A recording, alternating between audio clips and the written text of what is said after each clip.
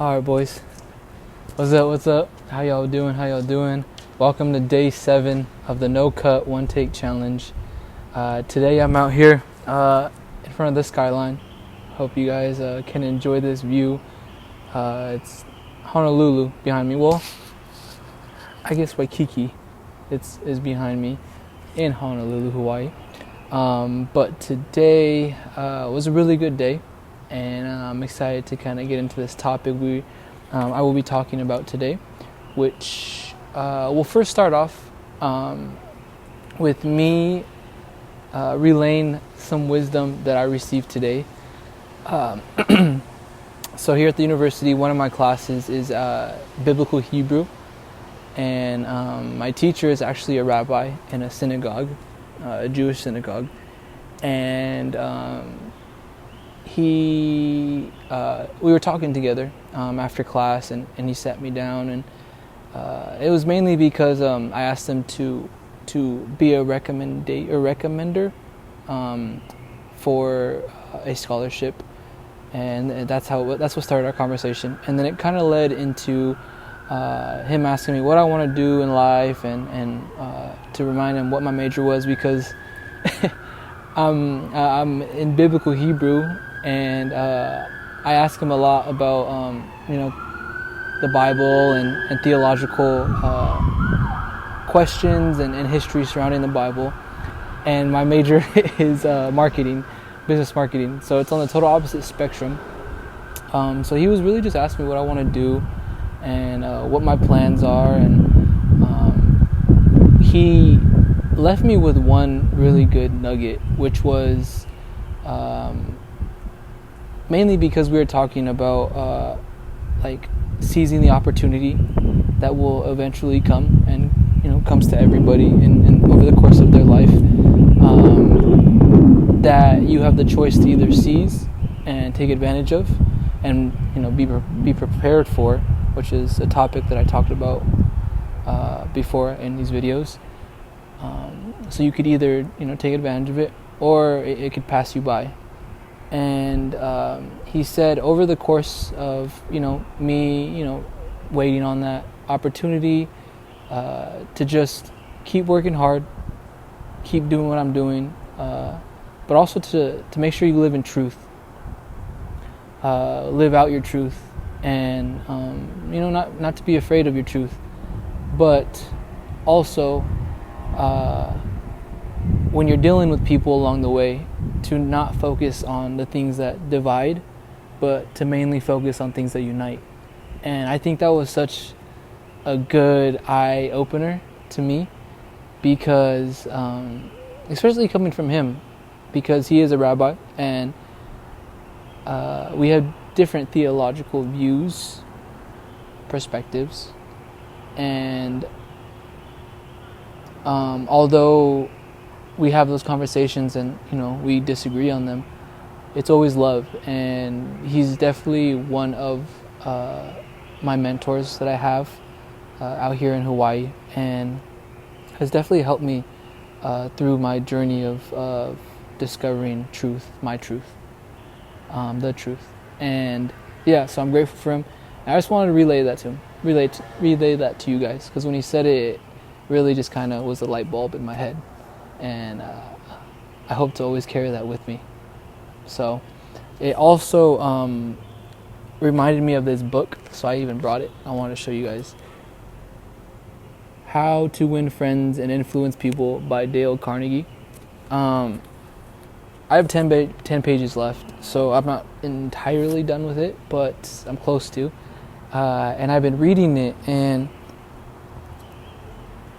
this Dale Carnegie guy was obviously super successful. And I think he wrote this early 1900s.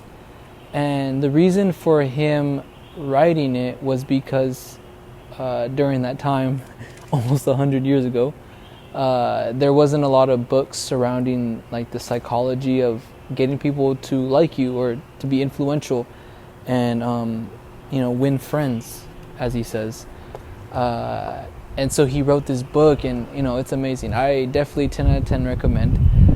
And I could see how, especially coming from him, because he is a rabbi, and he has influenced the sales space and the sales industry, because when I was in sales, they taught a lot of these same principles, which I connect to what my rabbi said, or my professor said, because essentially it's all about putting other people first.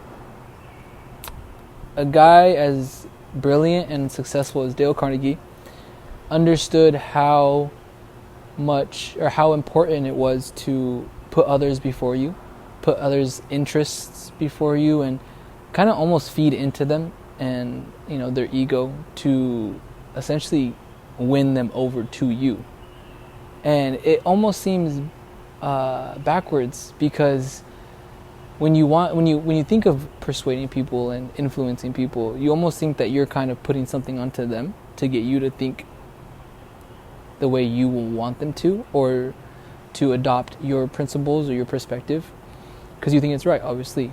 But and that could be true, I guess, but everything he teaches in this book basically puts the other person first, and then you kind of slip in all the things you want them to know, especially with being a leader and having people who are taking direction under you. There's some really good tips in here, so I've definitely tried them out in the real world, and it's definitely something I can get better at. But I just wanted to recommend this book because I'm just about finished with it. And I think the next book is going to be very interesting. I just got it in the mail. It's a psychology book that I will eventually probably talk about in one of these videos in the next coming weeks, because it's huge, so it'll probably take me a little bit. But yeah, so I just want to lay out those kind of findings I had in the recent days. I think it is very important to put others first, though, for sure. I think it switches your entire mindset from a self-centered, selfish kind of stance to a more open and loving way of dealing with people, which always gets you where you need to be, I think. It wasn't until I started to apply biblical doctrine, Jesus' teachings of loving others and putting them before yourself. It wasn't until I started that I started to actually be happy and started to actually feel like I found purpose. And like I said, it's kind of cool if you really think about it, because if you fix your attention on other people, then everything else kind of falls in line in your own life, and at the same time you're making the world a better place, right? I'm a firm believer that in order to change the world, you have to first start with yourself, and I think if everybody adopted Jesus' teachings, this world may be the utopia that we dream of it being. But unfortunately, it's not there yet. But I can't point fingers. I can only really control what I can control, and that's what I do, and how I treat others. So I hope you guys are doing the same in your lives, and if you're not, hey man, that's totally fine. I hope one day you come to the point where these principles come to your realization. But anyway, I appreciate you guys. I hope you guys had a great day, and if you're watching this, man, you're the GOAT.